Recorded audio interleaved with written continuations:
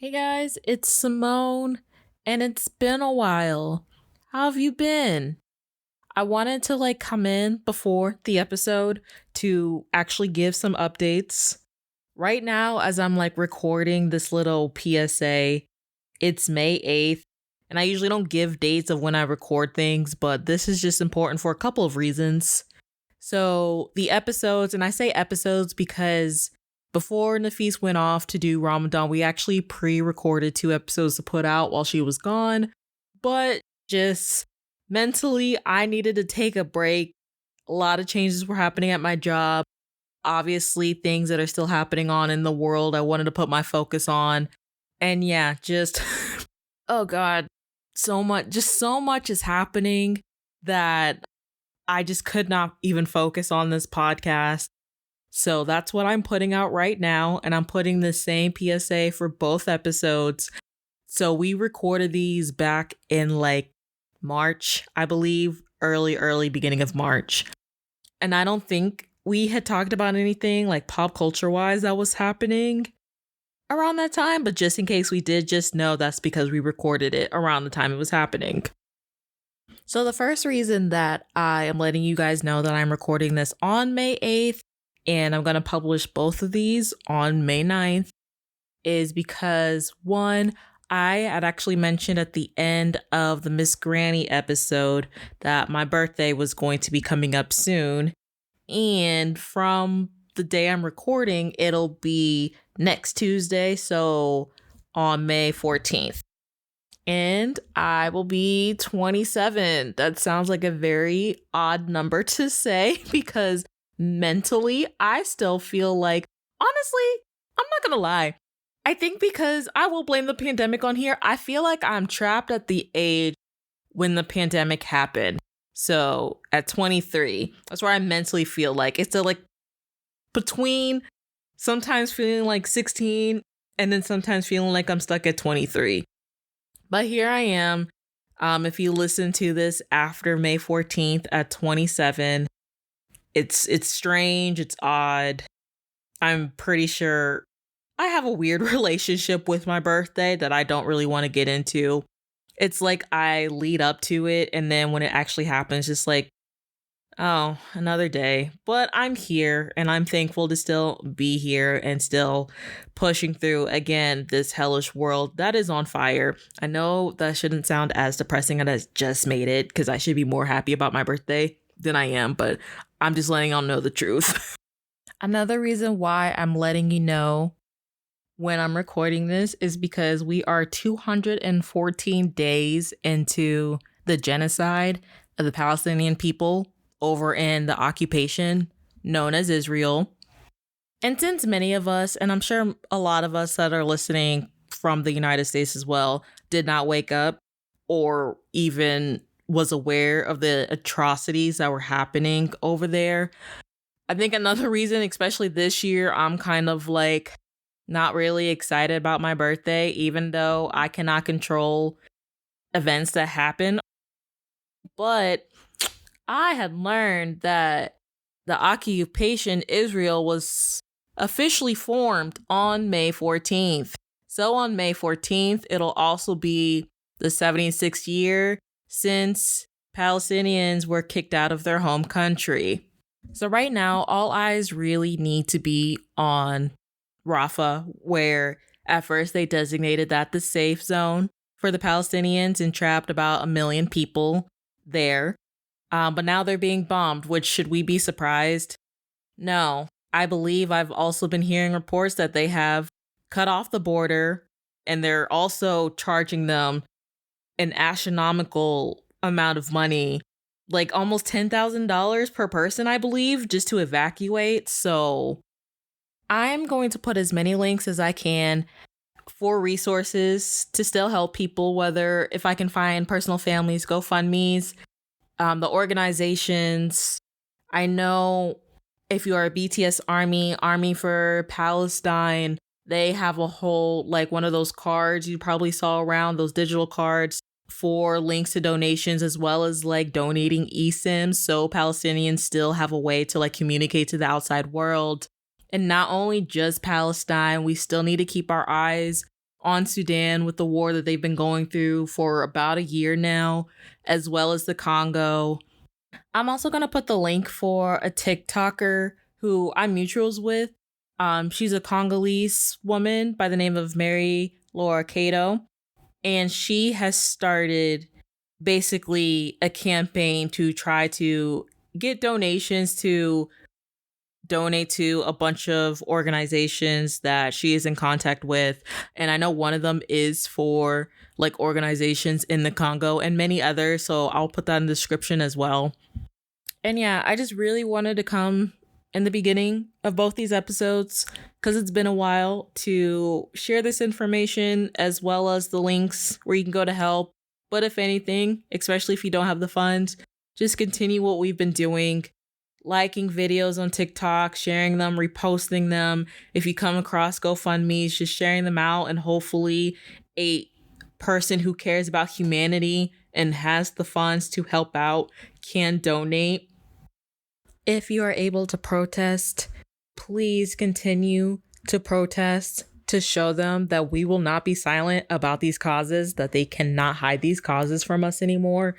I am so proud of everybody that is currently on a college campus and what you guys are doing all over the world. Like, just, I'm proud of y'all. Y'all are actually giving me some type of hope about humanity in general. Please stay safe. If there's anyone that live near these campuses that are able to help the students out, please do so. But like, just everyone in general, be safe if you are doing some type of like actual physical protest that's not just online. So yeah. So I don't really know what else to say. But I would like to believe at least the majority of people that listen to us are at least on some type of the same moral compass as we are.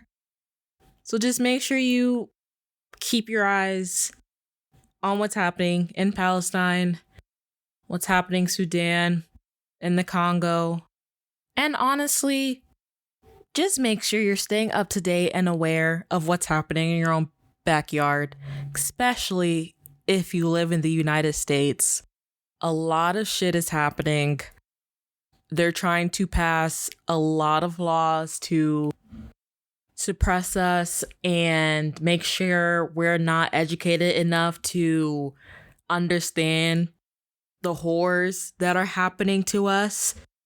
So just make sure you're alert, you're aware, you're doing whatever you can to educate yourself, take care of yourself, and not lose your humanity or empathy for other people that are not in your immediate circle.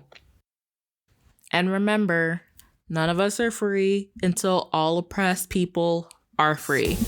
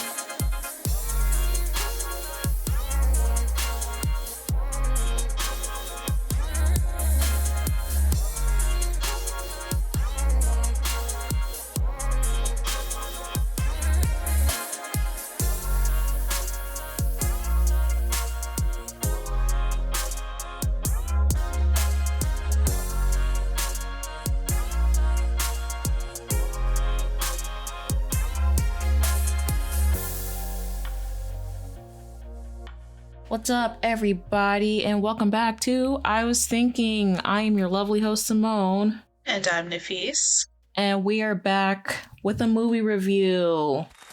Yay! Well, this one technically is a documentary. Yes. I mean, does it count? I don't know. Anyway, yes, a media review. Yeah, we could call it that. Okay, yes. So this is our first time actually doing a documentary and not like a fiction type medium. So it's going to be interesting. Yeah.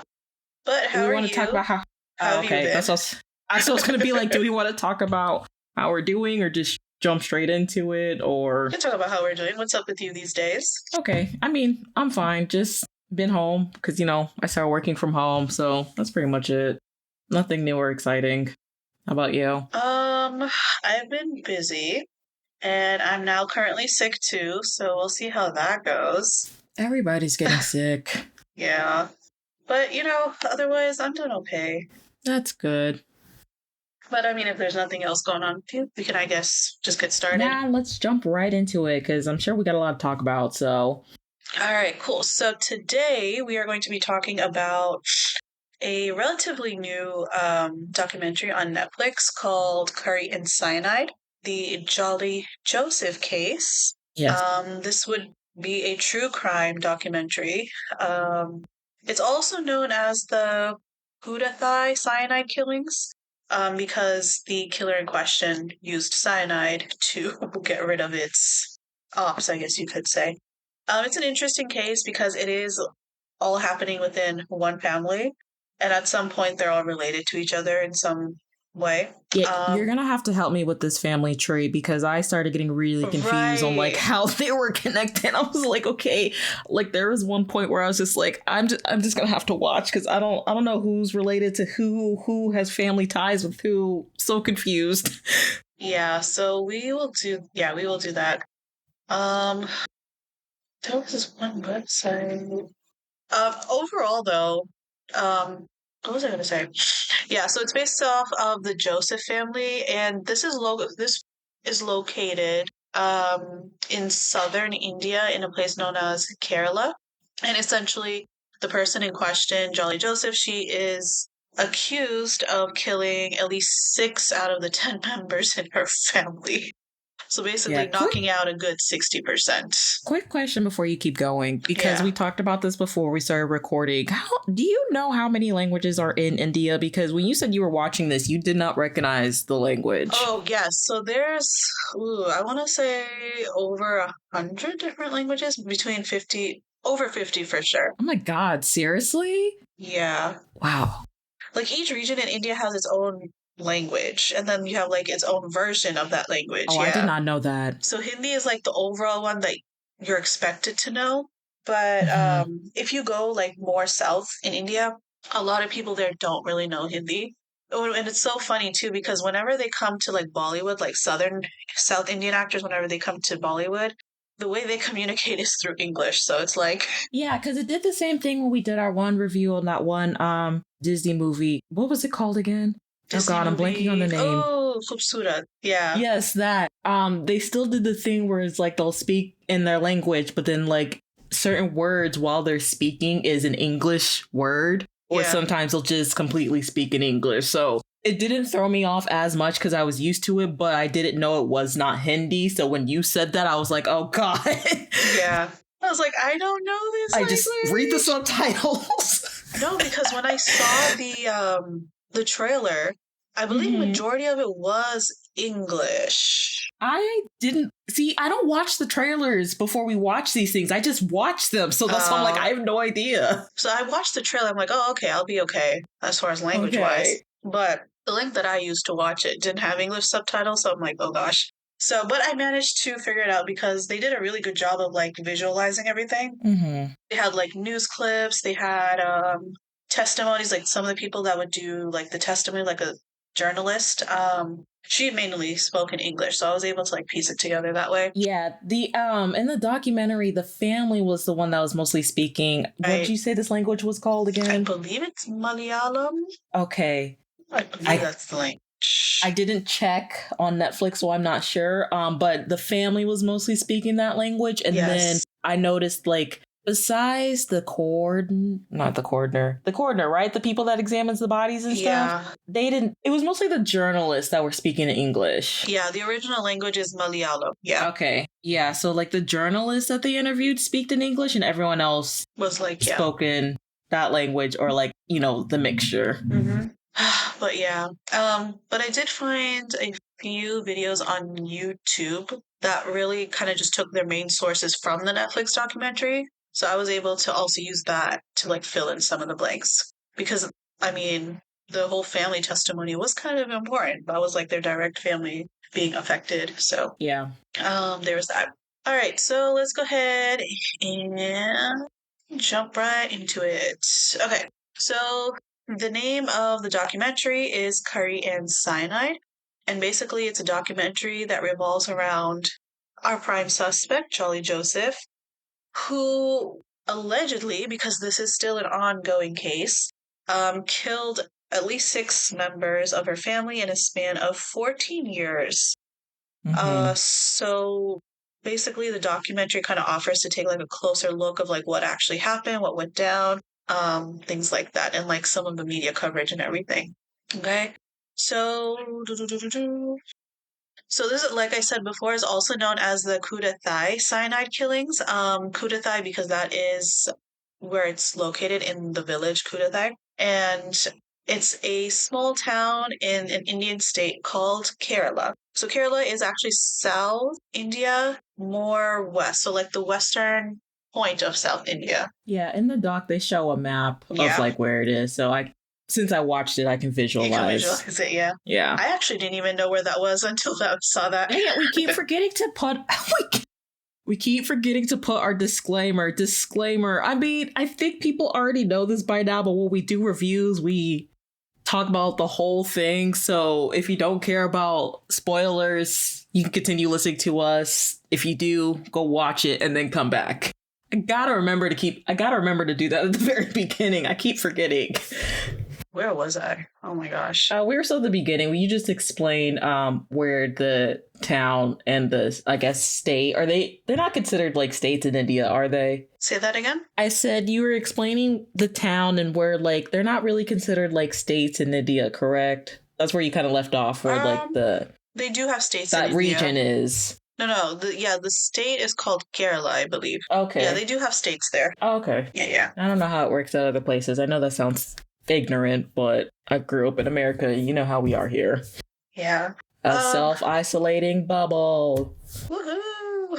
It's not a good thing. All right. So yeah. Okay. So yeah. So it's in the Indian state of Kerala, and the whole situation came to light in 2019, when one of the family members was like beginning to see like a pattern. So the 6 people in question are actually extended family of Jolie Joseph. So it wasn't like her mom, her dad, or her children. It was like extended family. So like her husband and his family.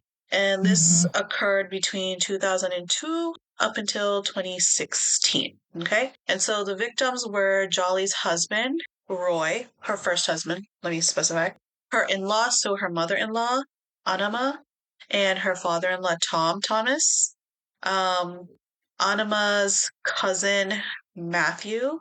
But for clarification, I'm going to call him Uncle Matthew because there's another Matthew involved. And her current husband's wife and their daughter. Okay. Yep. So it is quite interesting. So basically, a little bit about Jolly herself. She actually grew up in a family of farmers, but she was like very ambitious, apparently, according to the documentary. Like she wanted like a whole bougie lifestyle. So she just found, so basically, she just found a way to make that work for her. So the the Thomas family, are actually really well known in their area. Like they are like rich in their particular area. So if you look at like in the documentary, it shows their house and everything. So for somebody to have a house like that means that they have money.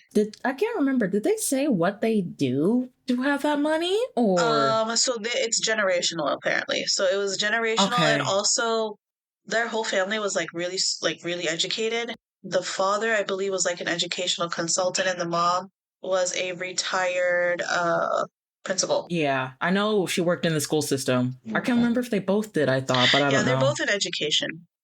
Yeah. In some facet. Yeah, so the whole point was that she wanted to live a bougie lifestyle, and it was kind of clear that she did not want to work, which is basically what the journalist was saying at the beginning. Yeah. She did not want to work. I don't even know if she really wanted to be like a housewife in a way, kind of just do nothing and be rich. I mean, the girl had to do something to be rich. Yeah. Yeah.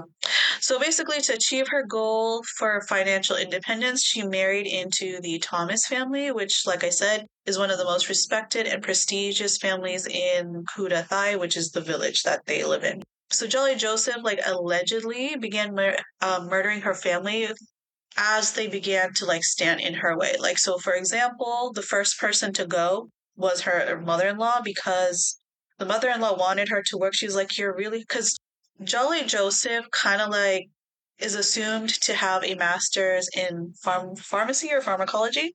And so the mother-in-law was under the impression like that she has this master's degree. So she was like, "Why don't you just get a job, work, put your degree to use," which in a sense makes sense.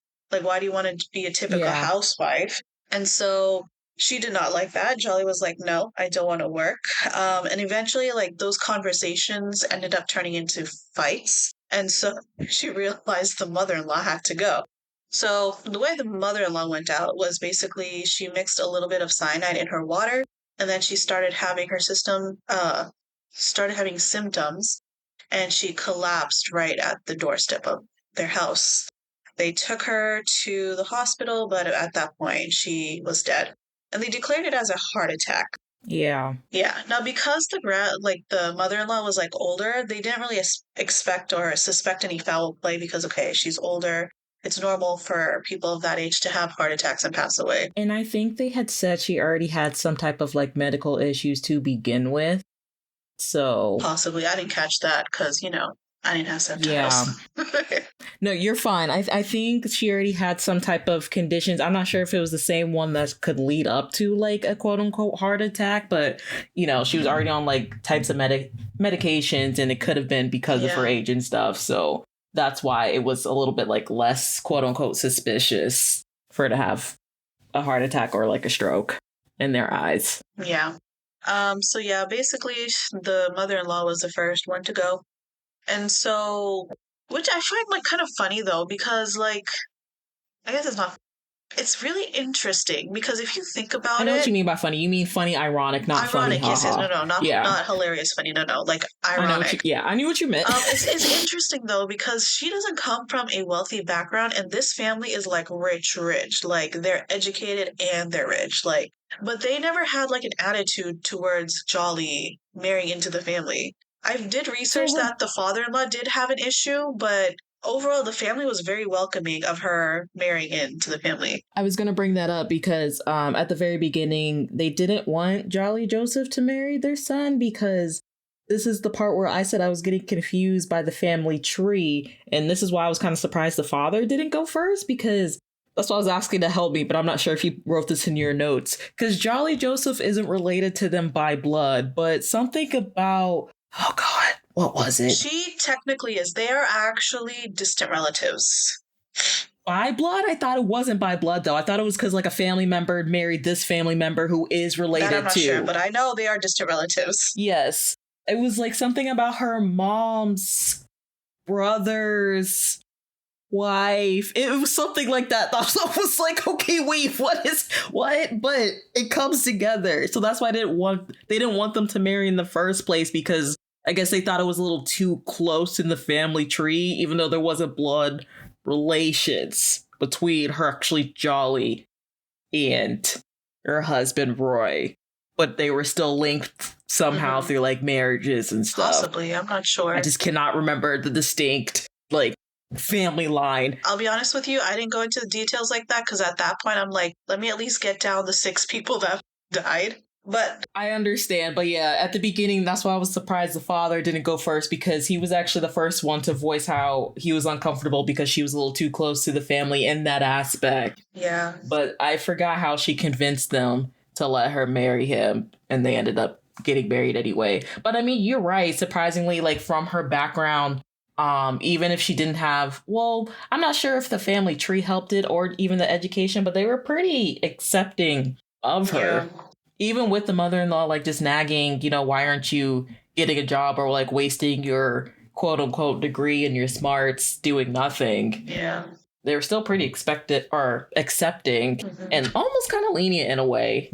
It could have been a lot worse, but then again, I don't know if that also goes into like cultural aspects that I don't know of as far as like living with family or like if they're not doing what you're saying, kicking them out and things like that. Mm, So yeah, I'm not sure either, but it was, I guess I had maybe had to do more with like who she dealt with more on a daily basis and who was like aggravating her at the time. May have been the mother-in-law. maybe In some of the research that I've done in like other sources, they did kind of say that she was like a little bossy and maybe she didn't like that. Who knows? the mother-in-law was Yeah, bossy yeah, or Jolly was bossy. the Okay. mother-in-law, the mother-in-law. Yeah. Which in that case, when I saw the picture of the mother-in-law, I'm like, she looks like someone that could be bossy. And then the person was like, yeah, the mother-in-law was bossy. I'm like, there you go. I mean, that's no reason to kill somebody, but I mean, yeah, but it's so weird that I was able to predict her reasons. Like that's like, oh, that means I need to watch other things other than like crime and horror and whatnot. broaden your horizon, the feast. Get out of the darkness. Come into the So I light, was like, this okay? whole thing was just so.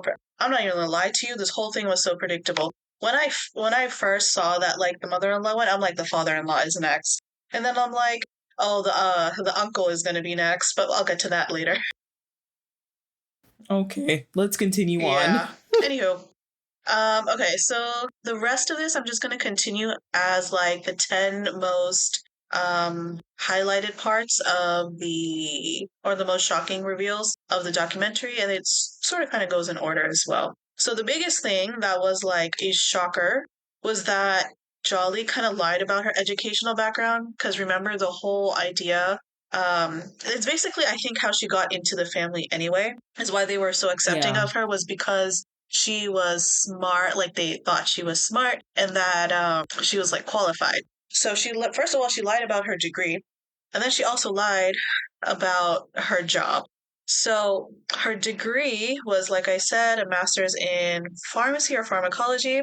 And then remember how we were talking about how the mom was like, oh, get a job, it'll be good for you, things like that. So after the mom died, essentially at this point, she was trying to gain power within her family dynamics, and she wanted basically the same status as her mother in law. Because from research that I've done, her mother in law seems to be the one in control of like every single aspect in that household. So basically, whatever she says is like set in stone. Like, that's it. There's nothing you can work around with that.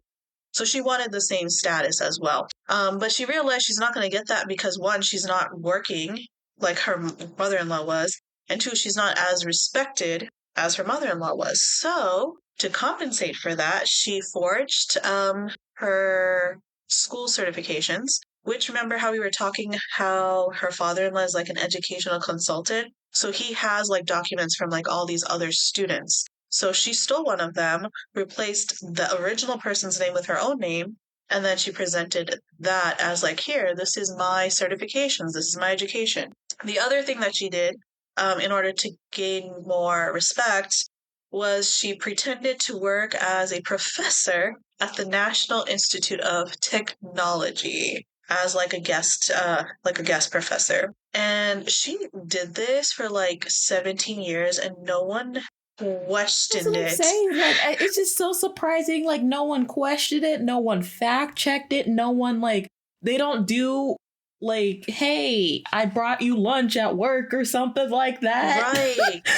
Because, I mean, I'm sure the husband at some point, Roy, the original husband, the OG one, was like, oh, how was your day at work? What did you do? Like those are normal questions to ask somebody about their day. Yeah. And like in my mind, I'm like, how did she pull this off for 17 Or, years? like, no one ever walked her to work or if she needed a ride or something. I don't know. I don't know. No, did anyone check where she was actually going? I mean, it's 2005 and we still have some type of technology. It's not the 80s. Right. We had Or cell someone like phones. follow her one day.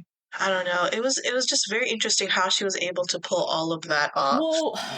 Maybe I will. I'll save this for the end because I think the sister of Roy said something that kind of made me realize why they didn't really fact check it. But yeah, Yeah, I mean at that point she was an integral part of that family. Like she ran things, no one questioned her. And I don't think she had like a dual personality thing going on. No one had a reason to doubt her too. So I guess that's understandable. But anyway, Probably why she took the mother-in-law out first, because she felt threatened. yeah, probably. She's like, there can't be two bosses in this family. I don't care if you're the OG. One of us is going to have to go, and it's not going to be me. Korean dramas could learn something from that. I'm not even joking. Because they always actually, American dramas can learn something from Asian dramas just in general. Just in general, because yes. slacking, okay. And she didn't even do anything fancy too. She just laced her with cyanide. And the thing is, like, I don't know if people realize this, but cyanide is something that can't really be detected in the body in like small amounts. So if the reason why she was able to get away with doing what she did was because she was poisoning them with such small doses over time that eventually it led to the symptoms of like low blood pressure, cardiac arrest, things like that. Now, was she doing this over time, or because I don't know how cyanide works either? Was it something that was fast acting? So like as soon as she put it in there, like water, as soon as they consumed it, it happened in an instant, or is this something that was happening over time? Because when I was watching it, it seemed like stuff that was happening in an instant. But is it something that was happening over time? I think the final dosage that she gave her was quick acting, but I think this was something she was doing like over time until she was like, okay, that's it. Like I'm ready to. Okay, so it was small doses to lead up to. Mm-hmm. Oh, okay. See, that's another thing I was confused about. And I still don't really know what cyanide is used for. I mean, in the doc, they said it was used to like clean off metals and jewelry, yeah. And jewelry. Yeah.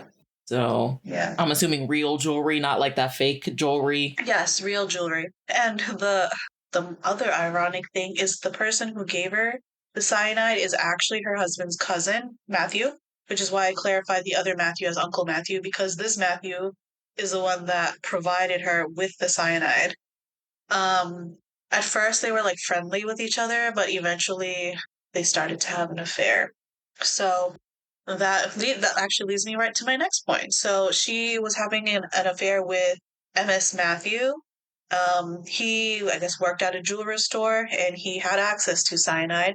And so he gave it to her. And that kind of, I guess, brings into question how involved he was or how much he knew. Because at this point, everyone was just assuming like she was just working alone. But like, obviously, she had to get something from somewhere. And no one's just going to hand you cyanide, right? So, because they didn't mention her relationship with Uncle Matthew until I think after the father. So I didn't know how she got it to kill the mother. But again, if she's part of the family tree and they been in contact with each other before, I'm assuming they worked together since the beginning. Possibly. I don't know. Like that, the documentary was good, but there was a lot of like details that were left out. Yeah, a lot of details that were left out. Which I understand because it's still ongoing, but at the same time, especially like the first 3 happened before 2010. So yeah, but this made like her affair though with jeweler Matthew actually became a very important case point to like have the case against her. And so yeah, and I guess cyanide is easily accessible for like people who work with metals, like we said, or like gold jewelry. So before they arrested her, they went to him first, and that's how they were able to like make that connection of like where she was possibly getting the potential cyanide for killing her victims. The next point is like we talked about before, is that her first victim was her mother-in-law because of the whole job related issue. Mother-in-law wanted her to work. She was like, nope. She just wanted to control everything. And so she was the first one to go, unfortunately. Which I also thought was interesting too, because no one decided to do like an autopsy on the mother-in-law. Yeah. Like, do they have family in the coroner's office, or did Jolly know someone? I'm so confused why they didn't do an autopsy on her. From my understanding, I think the reason why they didn't do an autopsy on her was because they never suspected foul play, because she was at an age where having a heart attack is enough of a reason for people to die. So I guess they just never suspected anything, so they never were like, okay, let's do an autopsy report. Which maybe I'm just naive, because I just thought they always did it just to clarify purpose of death, even if it was natural. They don't do that. That was one of my questions too. Like this whole doctor reporting thing for the first few murders, was just really weird to me because it's like, how does the doctor not know if it's from natural causes or if he like if she was poisoned, you know? Because I feel like that would Yeah, be kind of obvious. But I don't know. Apparently not. yeah, but like we said, cyanide is difficult to find in the blood, so they may have found something, but it was just inconclusive because they didn't know what it was. So they may have just bounced it back to natural causes. I don't know. Maybe she did have someone inside. Maybe she didn't. Who knows? But all we know is that they never did an autopsy on the mother-in-law. Okay. Which brings us to our second victim. So the second victim is the father-in-law. So after the mother-in-law died, naturally everything about running the household, finances, all that, the father-in-law Thomas was responsible for. And so, like we said, this jolly lady was just really power hungry and she just wanted to be in control of everything, allegedly. And so at that time, she was starting to clash with her father-in-law. And so there was that. And also the issue, I think the father-in-law kind of started to see, he kind of caught on to her and Matthew's like affair. And so he insisted that they ended, but I guess she was like, no. So he was the next one to go because of the rift between them. And also, mind you, she's married to his son, so obviously he's going to have a problem with that, you know? Yeah. Because I mean, you are married. Hello, holy matrimony. Which, by the way, I don't know if I mentioned this earlier. They are like proper Christian. Like they are strong. They have like they hold strong Christian Catholic beliefs, which is why. I Well, didn't know that until towards the end, when they would talk about the one of the funerals or a holiday had came up, I think. yeah. So if you meet any Indian people, if you meet any Indian people with um like American names, I guess like Matthew, John, well maybe not Yeah, Ashley. because I was shocked about that too with their names. I was like, these are very like Western American names. Yeah, so if you meet any Indian like that, that means they're most likely Christian. Interesting. And they're most likely from the South, because that's where there's a majority of Christians in India. Oh, okay. But that's just a side point. Yeah. I mean, I'm learning something. I'm sure some people are learning if they didn't know. It's good to Yeah.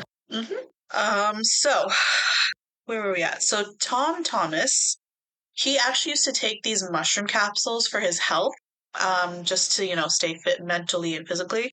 And so what Jolly did was she switched one of them, which was filled with cyanide. So one night he took it and he was in his own bedroom at that point. So it's said that she was around the area, but I can't confirm that. But yeah, he took one mushroom capsule that was actually laced with cyanide instead of the actual capsule component. And so when he took that, he died. So he died about 6 years after his wife. So his wife died in 2002, so he died around 2008. And again, he also showed the same signs and symptoms as his wife. But again, his death was ruled as a heart attack, and they did not do an autopsy because, again, they didn't suspect any foul play. Also, just not sidetrack, but it just boggles me too, not only just because they didn't do anything because of their age, but it's like it's not suspicious that like They died the I same mean, maybe way. it does. Well, no, because they're a well-known wealthy family. Usually those type of people when they die, I don't know, I just feel like there's more More investigations. Again, back investigations, to right? Yeah. yeah, to see if like it was natural causes or if someone was out to get them. I mean, it didn't seem like they had any enemies. It seemed like everyone in the town really did love them, Yeah. but still, I don't know. I don't. None of it's just adding up to me why Yeah. there just was not any Like I said, further. I don't know. It could be because it is technically still an ongoing investigation and they're just trying not to manipulate the judgment for it, I guess. So maybe there are some details that they're leaving out. But it's causing more questions than actual clarifications, you know? Yeah, and it just looks like negligence at this point. Right. Like if you're going to do a documentary, might as well wait until the whole thing is done so that way you have all the details. But whatever. It's done. So yeah, that was victim number two.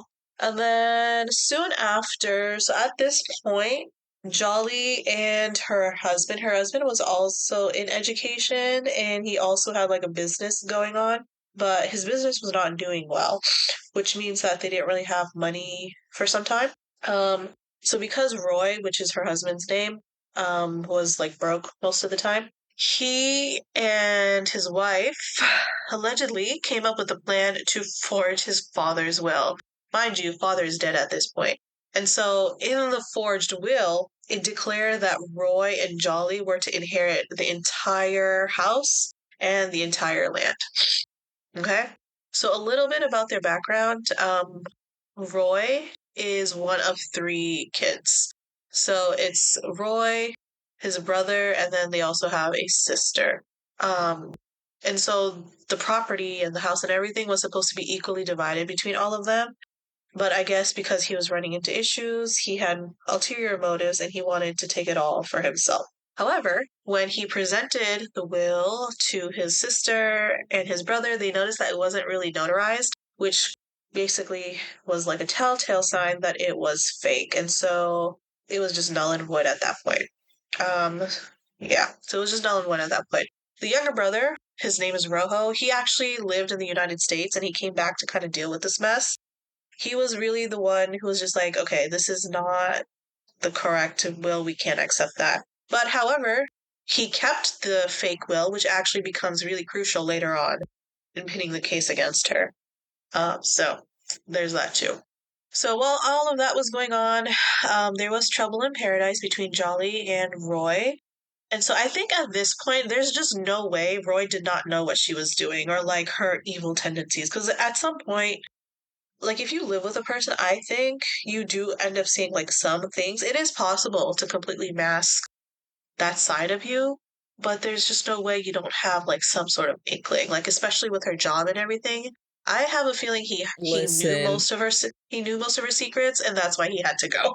you're not on TikTok, so there's a thing going on right now, and I'm sure people who have social media know what I'm talking about. A series of a woman called "Who the Fuck Did I Marry?" So after watching that and then watching this, yeah, the signs can be either blinded, dismissed, or just like not seen at all. Yeah, So I can believe that is it. scary. It is. That's terrifying. Gosh, that's terrifying. So I'm not surprised. Ugh. Like people can be master manipulators and liars. As she allegedly is. Um, but like the more I think about it, especially with him, um, he's the husband. Like she approached him with a purpose. It's not like they fell in love, yada yada yada. She knew what she was doing.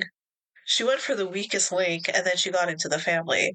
But like I mean, did he know that though? Because they didn't really talk no, about the obviously not. relationship in Obviously this not. documentary. So, like, I don't even know if, like, when she did first approach him, if, like, he was in love with her, infatuated. We didn't hear anything about, like, if they were physically attracted to each other. So it's just, like, I don't really know how the relationship Well, went. from the basis of it, it seems like it was a love marriage. So approached in like college or whatever. Oh, which by the way, from my other research, she was actually first year college dropout. So I guess she realized, like, okay, I actually need to be some sort of educated or quote unquote educated in order to move up. But hey, she did what she did. Yeah. But anywho, yeah. So Roy Thomas, her husband, was the next to go. He like this is all just like you know just theories and stuff, but it is out there that he probably knew about her lies and like what she's been doing. How about her affair too with the jeweler Matthew, and so and they were also arguing more. So at like I guess at some point she was like, okay, enough is enough. So one night, this actually becomes a very important key part two in the investigation. Is one night she gives her rice. She gives him rice in a chickpea curry that is laced with cyanide. Now, before they reopened the investigation recently, at the original point when he died and they did like an autopsy and things like that, she said that he did not eat anything last night or the morning of. So basically that he died of natural causes or that he committed suicide. I think she was hinting that he committed suicide because of his like financial issues. Mm. But later on, she says something else to them that like, oh yeah, he did have food the night before. So like, why would she lie about that detail? Because food is just food, you know? Yeah. Yeah. So he dies, and then at this point, Uncle Matthew comes into the picture. So again, he dies. He has the same symptoms as his mom and dad, and he dies before he even gets to the hospital at this point. So he was, Yeah, and he died in 2011. So how many yes, years after the father? I can't do math right now. 5 or 6 years. Yeah, 5 or 6 years. Between 2008 and 2011. Oh, 3 years. Is it 3 years? Yeah, is it not? Or four? Oh shit, it is. Why did I think it? See, I told you I can't do math this morning. Ignore me. Oh, I sounded so dumb right there. Let's move on. Move it on. Yeah. So in 2011, he dies. Now, at this point, Uncle Matthew was like, hold up, hold up, hold up. Something is not adding up. This does not make sense. There's no way three people in the same family are dying from the same exact causes. And mind you, I'm not sure if they mentioned this in the documentary itself, but from my other research, he didn't have any medical history, like medical issues. So for him to Yeah. die of something, of like a heart attack, it was just like really weird and suspicious. So he basically fought tooth and bone to get like an autopsy report for Roy. And I'm so glad that he did, because when they actually did like the autopsy report, they did find that Roy had in fact consumed cyanide. Which makes sense because you're not going to ignore the death of a young, healthy. Yeah. I don't know how old they were at the time. I'm Yeah. assuming like maybe 30s. Probably. But still, he was still a relatively young, healthy Young man. man, yeah. So you can't ignore that just naturally dying like that, especially since we're not going through like a pandemic like now. So Yeah. And so because remember how I said there was talks, like she was like spreading the idea, oh, he probably committed suicide because of like financial issues. They actually ruled it as a suicide, like he took the medication himself, or like the poison himself. So everyone believed her because at this point she was the head of the household. Like no one was going to question her. So they're like, okay.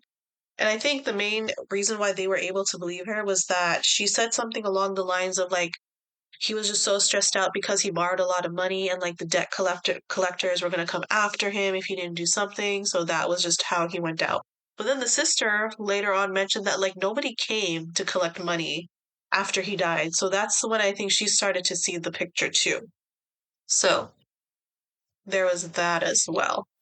Uh, let's see. So the next point is Jolly Joseph. At this point, she forged a will again, and at this point, she had total control of like that entire house and like every single property. So after like their whole debacle with the original forged will, she went back, fixed it, and she actually notarized it this time, and she did everything without the family knowing. The only reason the family knew that this happened was when the brother went to go pay like the taxes for the house, and he realized that the house was not under his dad's name anymore.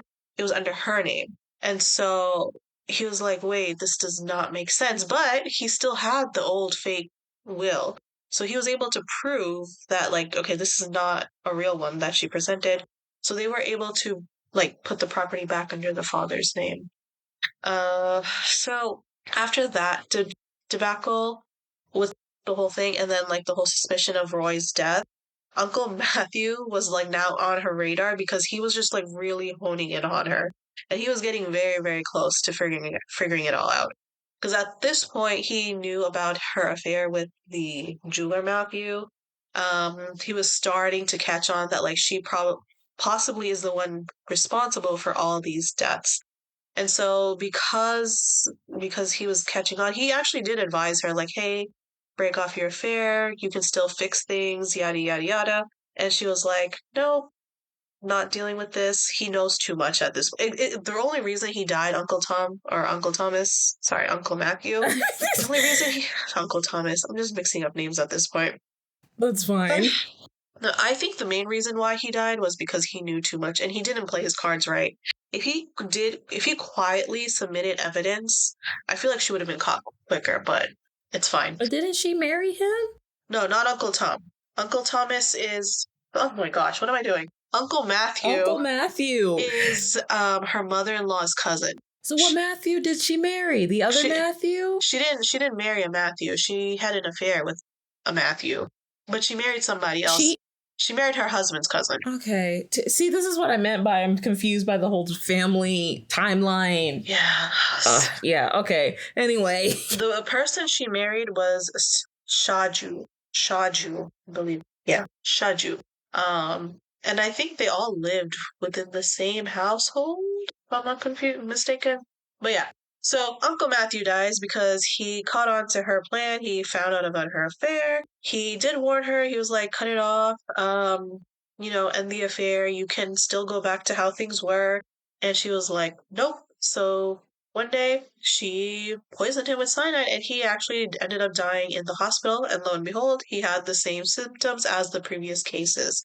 But this time, because of his age and everything, they didn't do an autopsy report as well. would it still be considered a affair if she was a widow? Well, the affair was since she was married. So. But I thought she killed Uncle Matthew after Roy. She killed Uncle Matthew after Roy, but her affair with Matthew started from the very beginning. Right. So it started from the point of the mother-in-law, which was like basically since she was married. But I'm thinking if Roy is dead, it wouldn't necessarily be considered a affair anymore because she's not married. Oh, I see your point. I don't know. That's an interesting point. Because if he's dead, she's a widow and technically single. So it's not an affair. Technically. But I think it's because she was known as his widow at that point. I don't know, it could be like a cultural thing too, on like what they classify as affairs or not. So there could be that cultural technicality there as well. Maybe, I don't know. So. Yeah. Because typically in like Indian Asian cultures, like even if your husband is still, like if your husband is dead and you're out here like talking to other men, flirting other men, they still sort of consider that an affair until like something is like set in stone, if that makes sense. Interesting. Yeah, because at this point she had kids. Like she had 2 kids with Roy. Yeah. Oh man. Yeah. Okay, I guess that's just going to be something I just don't understand. Yeah. But okay. So, yeah. Yeah, at this point Roy is dead, Uncle Matthew is dead. The next person to go, which this part was like so sad to me, was the 2-year-old of her lover.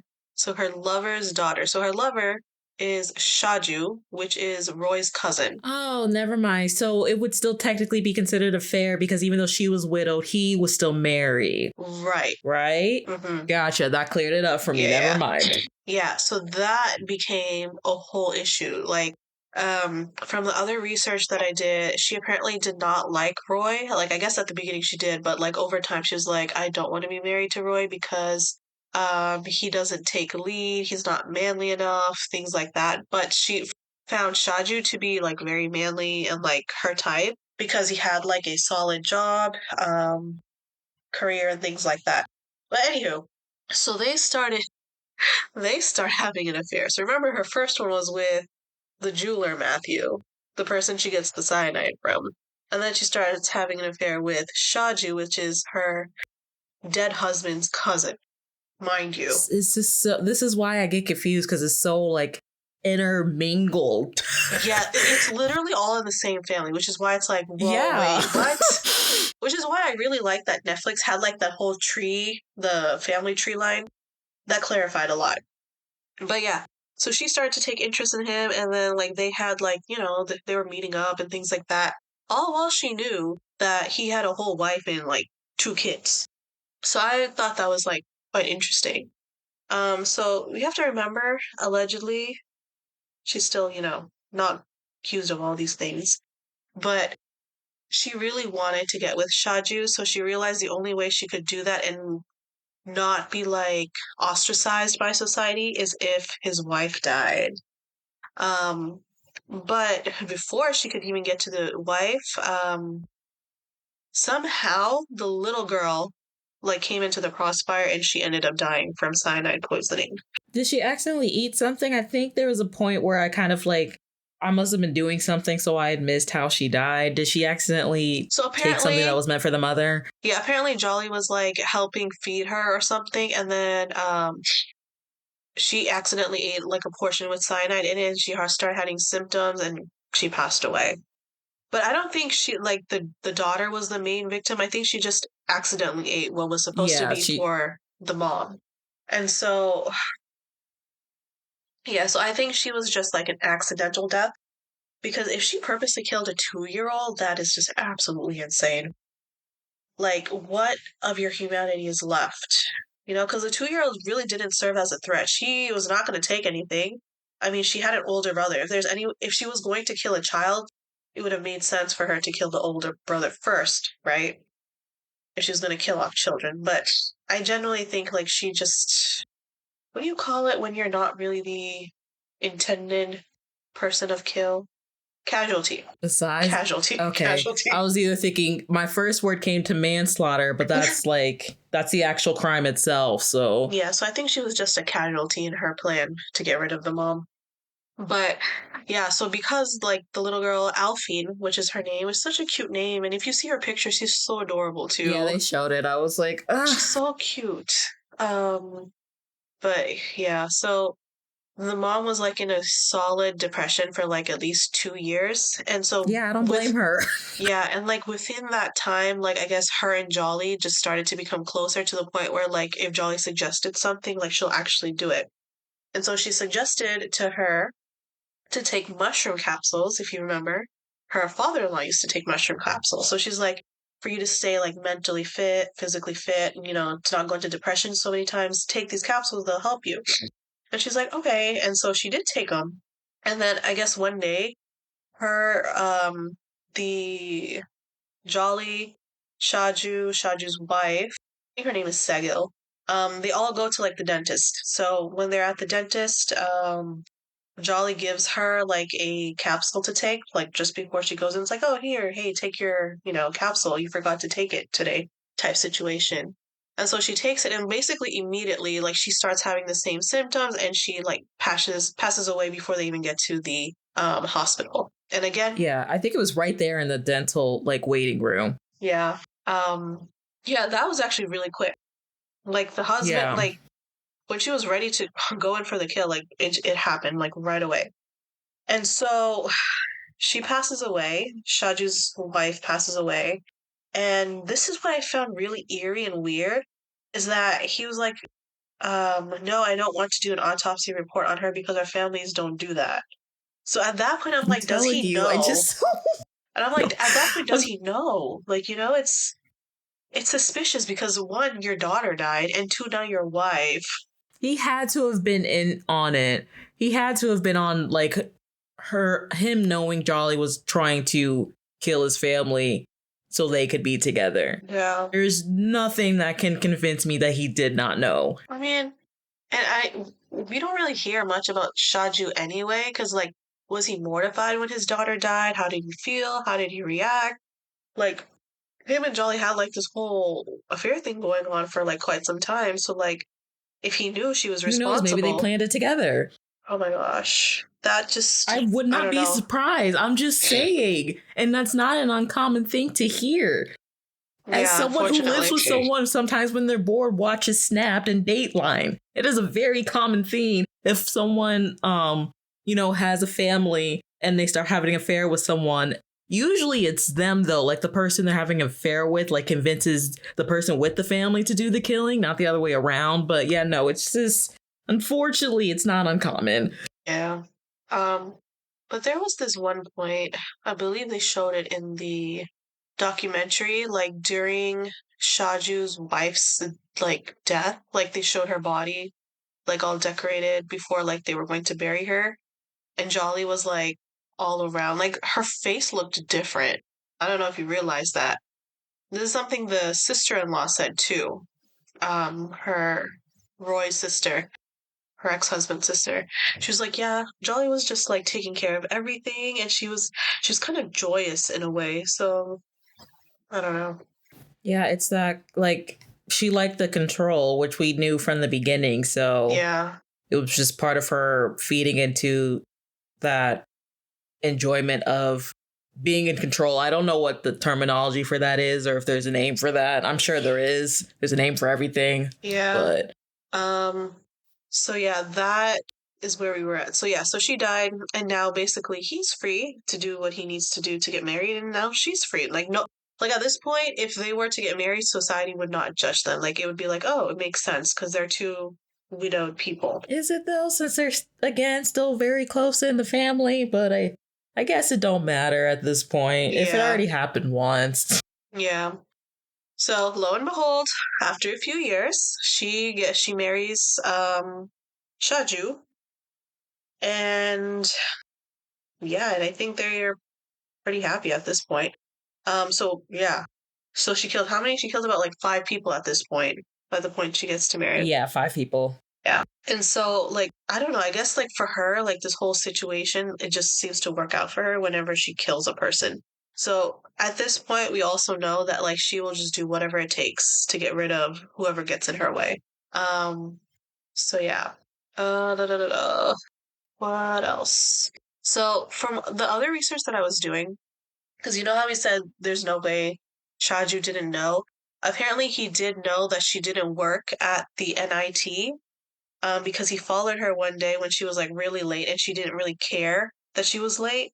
Because you know how, like, when you're like rushing to get to somewhere, you're like, oh my God, I actually have to get there or else they're going to fire me. Like, she didn't Yeah, have like any of that fear, which one, no sense of no sense urgency. of urgency, exactly. So he was like, that's so weird. And so he followed her one day and then she just goes into like this another apartment. So she somehow bought another apartment that she would just go chill in. So you know how we were like, what does she Oh, I do? completely missed that because I was still wondering where she was going and spending Yeah. most of her days. What? Yeah. So um she would actually go to NIT, but she'll just go to the cafeteria, have some food, and then just go about her day. So she did actually go there, but she never worked there. Oh gosh, I'm assuming sounds like Jolly is also another pathological liar. Again, I'm traumatized from the series I watched on TikTok of Who the Fuck Did I Marry, but that the patterns of her and quote unquote legend, which is his alias, they're matching up. This is terrifying to me. Yeah. Oh my Oh, for god. sure she's patho. She has like whole like a two personality thing going on. So I'm not surprised if she is in fact a pathological liar, but she is definitely exhibiting those signs. So, yeah, so like yeah. So that's what apparently is the only thing that he knew about is that she didn't have a job there and that she would just go chill at her flat as they call it or her apartment. And I was like, okay, how did she get this apartment? Because she has no job. She has like, where's she getting this money from? Apparently, she invested some of the money from her father-in-law in like real estate, so that's how she was able to get it. But again, this is all alleged, nothing, proven and such. Okay. So Wild. it is wild. And so at this point, like, her sister-in-law and her brother-in-law are like absolutely livid, and they're like absolutely sure like she has something to do with the deaths in their family.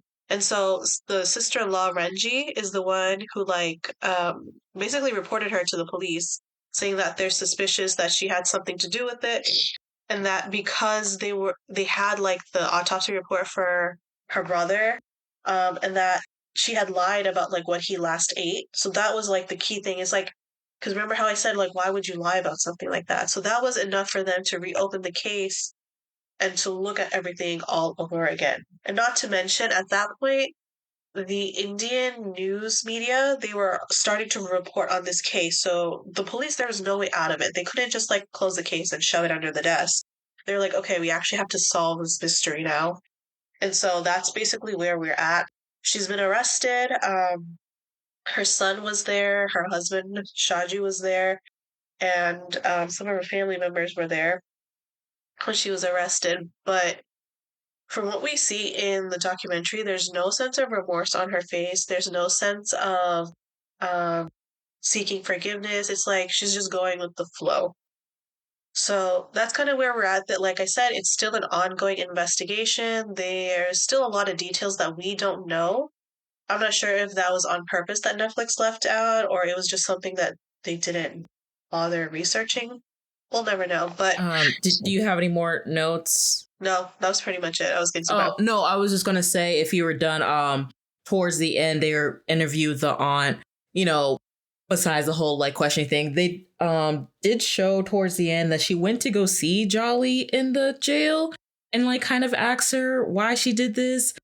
I wish I wrote this down. Oh, Something about like being a criminal, and she was just, this is what criminals do, which I also thought was very, very weird.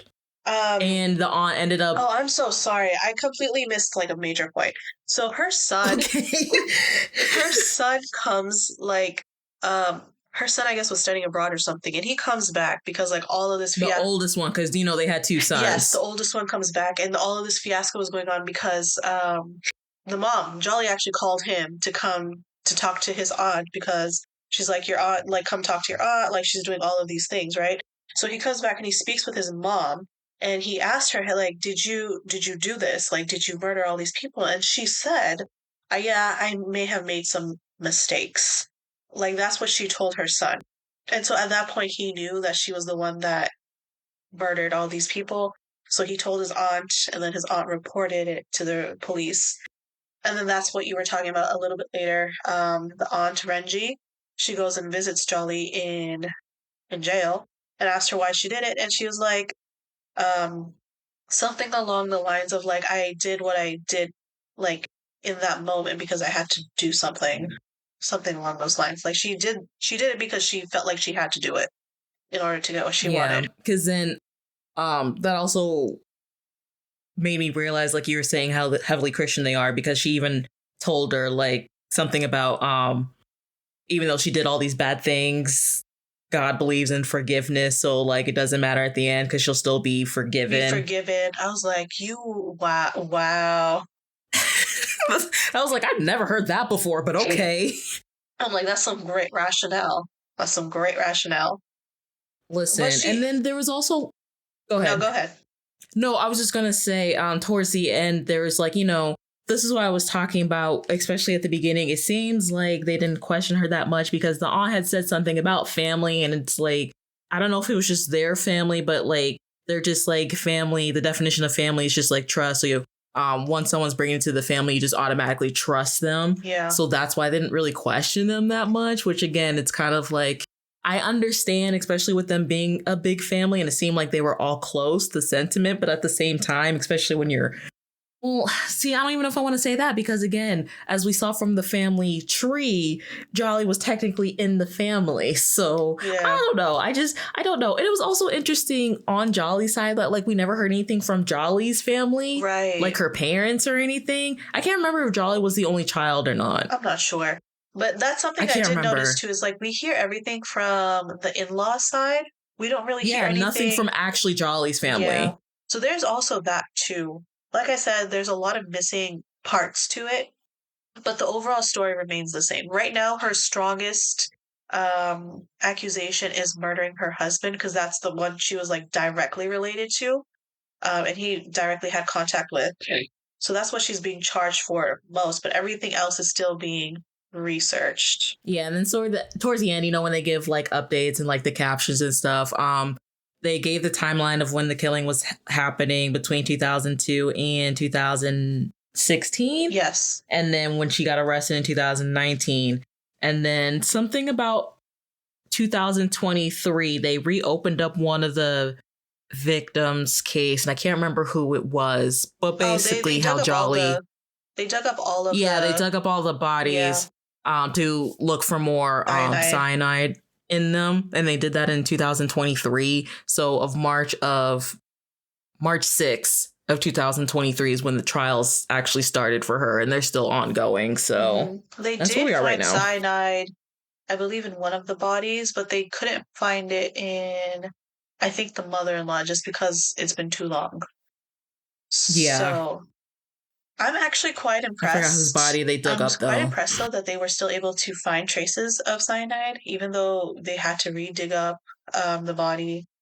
So that kind of just shows you that like India is capable of performing proper investigations. It's just a matter of like, are they willing to do it, or will they do it because they have pressure from the media and the people like getting on their case? Because that's one of the reasons why this case became so huge is because the people got on, started putting pressure on it, and the media took it and just ran with it. So Yeah, because there was someone they interviewed too. I forgot his position, but he was even questioning, like we were, like, why weren't autopsies done to Right. the in-laws? And Like, why did they wait so why weren't long? the So, doctors questioned who ruled the deaths of, like, that's something they should look into too during the whole like investigation in court. So yeah, that's where we're at right now. I mean, hopefully they do, Yeah. but we'll see. But what I thought was very brave though is her son talking throughout the documentary. I just cannot imagine the type of trauma that the in-laws have gone through, especially the sister Renji, because right now she's taking care of Jolly's two sons. Like they're under her care right Yeah, now. I don't know if she legally like adopted them in any way or she's just like taking care of them. Yeah. I'm not sure of that detail, but as of now, they're with her. They're with Yeah. Renji. And it's like, I don't know, those kids have a lot to talk about in therapy. Yeah, Yeah. especially the oldest, because he was even when they were interviewing. I know a lot of times because he was so young, like he didn't know what was going Right. on, so he just knew a lot of his family members were disappearing. And even he brought up like when he would hang out with his friends, like he didn't know how to bring up like, oh, my dad's not here anymore, or like Yeah. to talk about these crazy things. Because again, it's a child, or he But was a child at the time. I don't know how old they are now. but I genuinely feel bad for the Thomas family because that was such a well functioning family and just one woman like collapsed it all. And they were actually a genuinely good family because and the reason I know this, I can say this is because they allowed her to remarry because that's not actually very common for your in-laws to allow you to remarry once you become widowed as at least in India. I don't know about other places, but that's not a common thing. Like your in-law suggesting like, hey, yes, you can get married if you like someone, if you have somebody in mind, let us know, blah blah blah, we'll take care of the marriage and everything. That's not a normal thing. So that just shows you how open-minded they were regarding to her, how accepting they were of her, and how much she actually meant to the family. So Well, she wasn't married before Roy, right? not before Roy, no. Okay, which in-laws are you talking about? Like I mean her brother-in-law and her sister-in-law were still there, like they were still present. So there's So they have a say in it, is what you're telling me, or yeah, so in India it's kind of interesting. Like if you are an in-law, you basically have a say in things. okay? I thought you were just talking about the parents. I didn't know you were talking No, about the no, the brother and parents the are dead sister at this too. point. Well, that's why I was getting confused. But I was like, oh, I mean, okay, yeah, it was still frowned upon that they got married, but like they didn't, you know, go out of their way to stop it. yeah. So that just shows you they were a decent enough family to let her do what she needed to do to move on in life because she was, I believe, in her early 30s at that point when she got remarried. I have no Yeah. idea. So yeah, so that's where we're at. Like you said, it's still ongoing. More details, I guess, are still yet to be revealed. But again, everything we talked about right now is all alleged. It's all under speculation. So, but the cyanide killings, like some of them dying from cyanide, that is actually true. So there's that. Yeah. But overall rating, what do you think? I was just about to ask, is it appropriate to rate like a true crime I think documentary? it is. Or yeah. Um, Well, how about rating how Netflix covered it? Let's do that. okay, rating how Netflix covered it. I'll give it a 7.5. And just because I feel like they left out quite a few details, Yeah. maybe it should have been like one of those like couple part series, like maybe a 5-part series or Yeah. something instead of like 2 hours. That's the only case I'll say like it doesn't need to be a movie. Mhm. Maybe it did need to be further broken down into details. But then again, it's like, well, maybe they did it that way because, like you said, the case is still ongoing, even though they've covered ongoing cases before and gave more detail. Yeah. So I'm not really sure. But yeah, I mean, overall, the covering of it is 7.5. I do have more questions, and I don't know if we'll make another part once everything comes out, or this is going to be something I won't We keep. have more questions than answers. Yeah, I don't know if this is going to be something that stays over in India, and I probably won't know unless I research it myself. Yeah. So, yeah, I mean, it was just wild to me because, like I was telling you before we recorded, this is my first time watching true crime as well of something outside of the United States. Yeah, I think this is my first true. Yeah, me too. Actually, the last true crime I watched was actually on Netflix too, but it was like 5 years ago. I don't know if you remember this, but it was like this one family. The husband murdered the wife and kids. The wife had some sort of. Did they put him in like some type of cellar thingy? That one. He murdered his two daughters, and he like put them in a boiler. That one. Yeah. Yes. Mm-hmm. That one. Yeah, that one is still on my mind. Like I think about that like that every one's now and then. very, yeah. because I came on TV on first and then they put it on Netflix. So that's a very popular, not, I don't want to say popular, that sounds disingenuous, but that's a very well-known one. Yeah. And I was just like, I think about that every now and then. I'm like, how? And that one is also because of an affair and influence from, the mistress and all that. Supposedly. I don't know. Yeah. But it was like, that was crazy.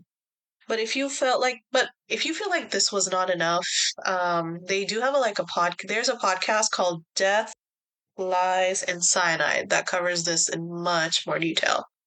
So if that's Okay. something you want to check out, I think it's on Spotify. So there's that too. Only on Spotify, or you can find it in any other podcasts? I'm not sure. Let me see. I mean, that's fine. Like if it is, it'll be able to pull up when they put in the title. If not, then Yeah, it seems like it's only on Spotify for now. Okay.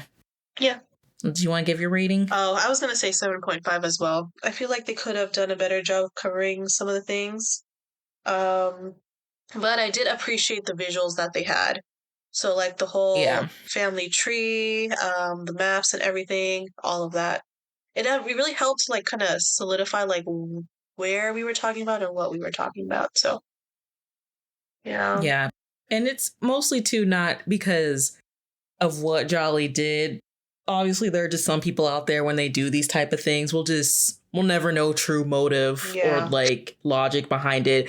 Again, it was mostly just like the covering of it. But honestly, I do also feel like Netflix tried their best because you can just tell it just seemed like there was a lot of negligence in it in the first place, to where there were things that could have happened to prevent her from continuing on, especially after Roy. But, But I think, it's very important that I'm kind of glad this kind of came to light, because now we know that even though we have deaths in families, right? It's important to do an autopsy report just to see if there is any foul play. Because yes, you trust your family members, you feel like you know them, but just for that extra added measure, it's good to do. But then again, if ignorance is bliss for you, maybe not. Yeah, very gray area. Yeah, so just like life in general, but right. But yeah, 7.5 as far as how Netflix has covered it. I think they did a decent job. Okay, yeah. Well, we ready to wrap up? Was there anything else you wanted to add? Or no, that was it. Okay, guys. Well, thank you for joining us on this episode of I Was Thinking. You can follow us on Instagram, Twitter /X, and TikTok at I Was Thinking Pod. If you have any questions, you can email us at iwasthinkingpod@gmail.com. I think that's pretty much all I say. You can rate us, whatever the highest rating is on the platform you listen to us. Be highly appreciative. And yeah, I think that's pretty much it. That's been us. So we will catch you next time. Let us know what you felt about this documentary as well. Also, quick question before we left, even though I just did the closing, they don't have like the death penalty over in like India or anything, right? So like, do they do like life sentences? Or I mean, she's already been in jail for this long. She's still in jail, I believe. So they do life sentences. Yeah. Okay. Yeah. All right. I mean, we'll see. I mean, if we hear anything, maybe we'll do an update in one of these episodes or something. But yeah, that's been us, and hope you have a great day, and we'll see you next time, guys. Bye. Bye.